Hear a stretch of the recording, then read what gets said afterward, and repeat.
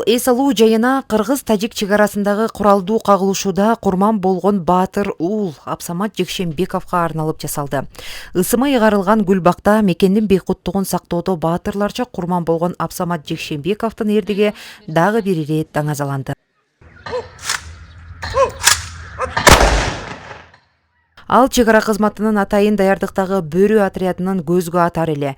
Мекендеп жанган ал элинин, жеринин тынчтыгын сактайм деген максаты менен сыймыктанчу. Бала күнүнөн спорттун бардык түрүнө активдүү катышып, байгелүү орундарды алып келген. Анын атынан ачылган бул эс алуу жайына маркумдун эстелиги орнотулуп, сүрөттөрү коюлду. Биздин айыл өкмөт тарабынан Ат баш райондук өнүктүрүү фондуна долбоор жасалган 2023 жылы жалпы сметалык баасы 3 миллион 298 миң сом түзгөн.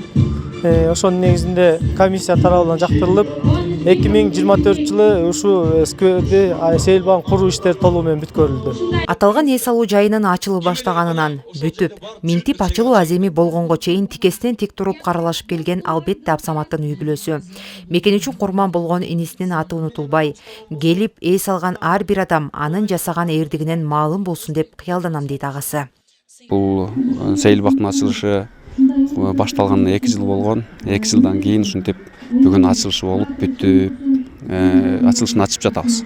Биздин үй бүлөнүн атынан терең ыраазычылык билдирем. Ушу инимдин элесин сыйлап, баатырлыгын баалашып, ушундай сейил бак куруп берип жаткандарына. Гүлбак орун алган аянт жалпы 420 чарчы метрди түзөт.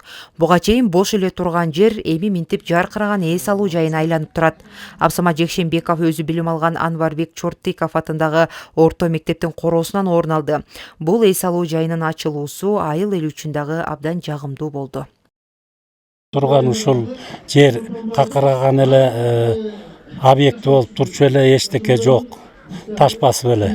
Эми жакшы мына сейил бак ачылып, ушул инибиз балабыздын атынан ушул сейил бак ачылды. Эс алуу багы болуп жакшы болду элге, журтка. Өз өмүрүн ардаган уулубуз Абсаматтын жаркын элесине Иш-чарага жергиликтүү бийлик, чек ара кызматы жана ардагерлер келген. Алар жаш болсо дагы мекенге чеп болуп, берген антына бекем турган Абсаматтын эрдигин айтып, анын үй бүлөсүнө жана жакындарына көңүл айтышты. Терең кайгыруу менен көңүл айтабыз. Жаңы эле өмүр баянын окуду Азимкар. Маалымат иретинде айтсак, буга чейин Абсамат Жекшенбековдун аты өзү билим алган Анварбек Чортыков атындагы орто мектебиндеги аскерге чейинки даярдоо классына дагы берилген. Жипара Насырова, Бексултан Жолдошбеков, Нарын жаңылыктары.